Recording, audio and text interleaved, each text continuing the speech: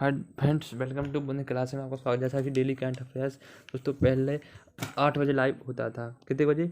8 बजे यानी 8 AM पर लाइव होता था। तो अब इसका कुछ समय चेंज करके अब वीडियो आपको कितने बजे मिलने वाला है?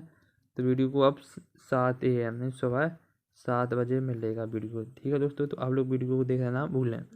इसके बाद आज का मोटिवेशन कोड है कि हौसला रख, वक्त तेरा भी आएगा। दोस्तों हौसला रख, तेरा वक्त भी आएगा और खुशी भी मिलेगी और मज़ा भी आएगा। दोस्तों इसका आप मेहनत करते रहिए, अपनी मेहनत पर भरोसा रखिए। ठीक है दोस्तों, इसके बाद पहला क्वेश्चन से स्टार्ट करते हैं।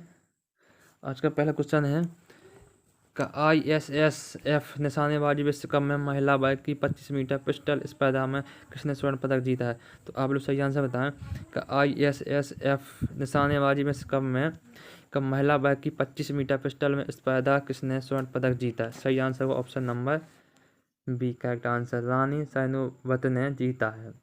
अब आपसे दूसरा पूछा जाए, हाल ही में ISSF निशानेबाजी विश्व कप कहाँ किए जा रहे हैं? तो है किए जाए क्रोएशिया में किए जा रहे हैं ISSF निशानेबाजी, जिसने स्वर्ण पदक जीता है राही सैनोवत ने जीता है। इसके बाद नेक्स्ट क्वेश्चन है, क्वेश्चन नंबर 2 की बात कही जाए कि सरकार ने मॉडर्न कोविड वैक्सीन के सीमित उपयोग को मंजूरी दी है। इसे किस देश में विकसित किया गया है? तो आप लोग सही आंसर बताएं कि सरकार ने मॉडर्ना कोविड वैक्सीन के सीमित उपयोग को मंजूरी दी है। इसे किस देश में विकसित किया गया है? इसका सही आंसर होगा option number D correct answer होगा, USA में किया गया है। देश में 3 वैक्सीन हैं, कौन कौन सी हैं? कोविशील्ड है, कोवैक्सीन है और स्पुतनिक भी उपलब्ध है देश में। यह वैक्सीन रूस की है और यह कोविशील्ड पुणे की संस्था है, वहाँ से बनी है, और कोवैक्सीन हैदराबाद।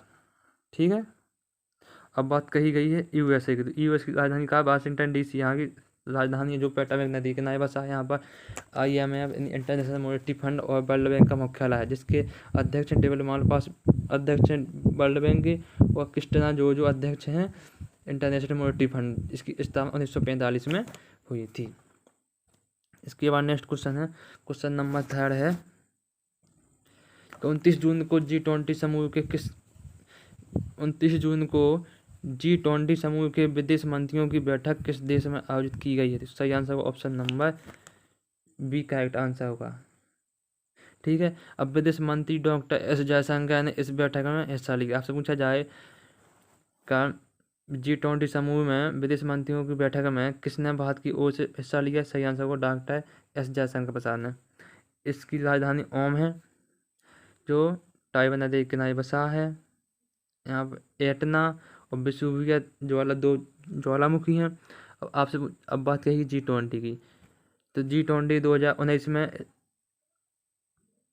आयोजक थे जापान, 2020 में सऊदी अरब में, ठीक है, और 2021 में तो पता है आपको, 2022 में इंडोनेशिया, 2023 में 2023 में आयोजित की गई जाएगी भारत में। ठीक है, तो फिर से समझा देते हैं।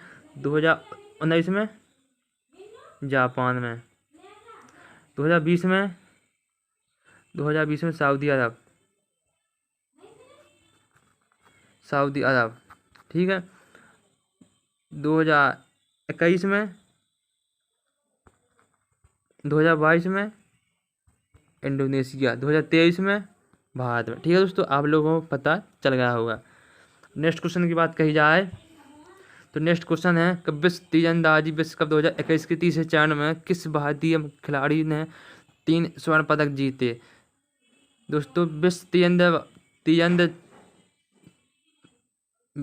तीरंदाजी विश्व कप 2021 के तीसरे चरण में किस भारतीय खिलाड़ी ने 3 स्वर्ण पदक जीते? सही आंसर को option number C Deepika Kumari ने जीते हैं 3 स्वर्ण पदक।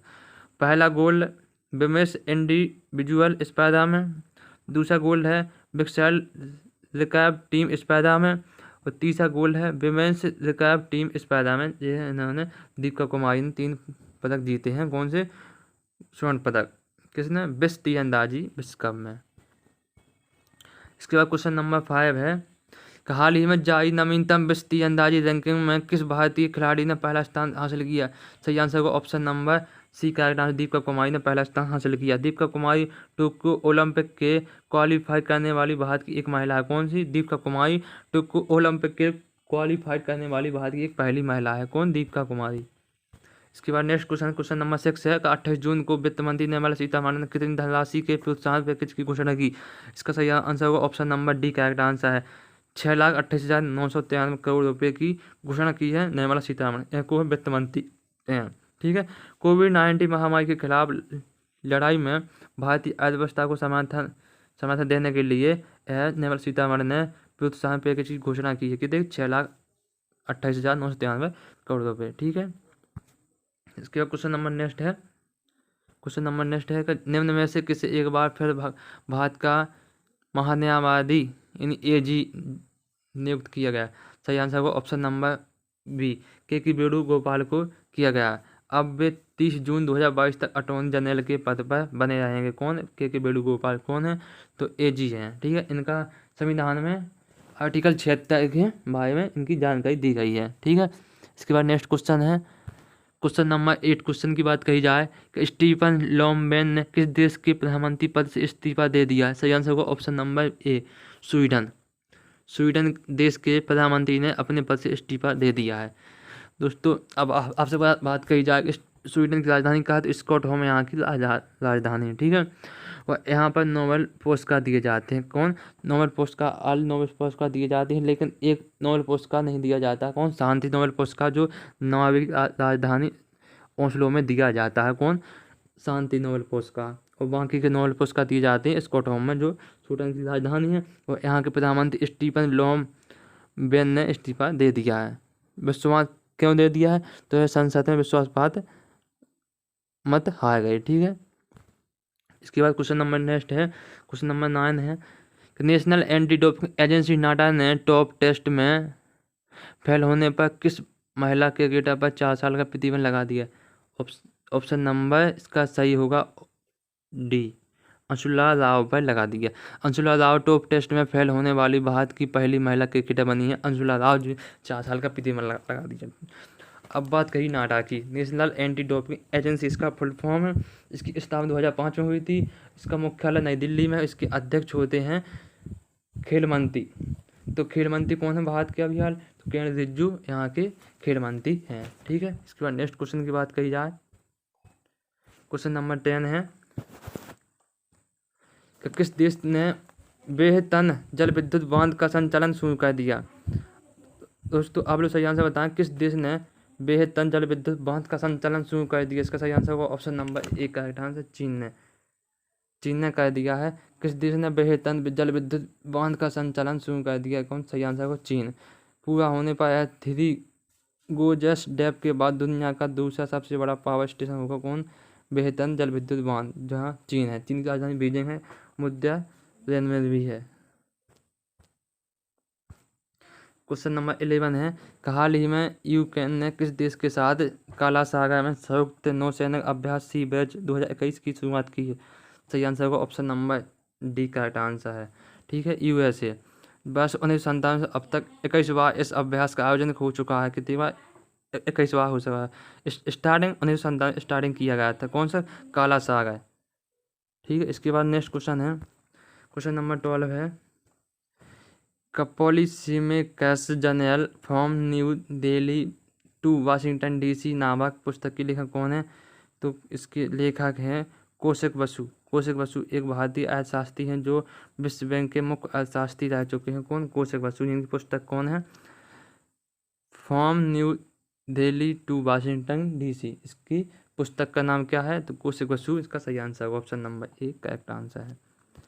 इसके बाद दोस्तों कुछ बूस्ट UG के क्वेश्चन है। हरियाणा के राजकीय प्रतीक चिन्ह है का हरियाणा के राजकीय वृक्ष क्या है? तो पीपल है। राजकीय पुष्प क्या है? तो कमल है हरियाणा का। ठीक है। राजकीय पशु क्या है? तो काला है यहाँ का राजकीय पशु है। राजकीय पक्षी क्या है? तो काला तीतर यहाँ का राजकीय पक्षी है। ठीक है। और राज्य की राजधानी कहाँ? चंडीगढ़ यहाँ की राजधानी है हरियाणा की।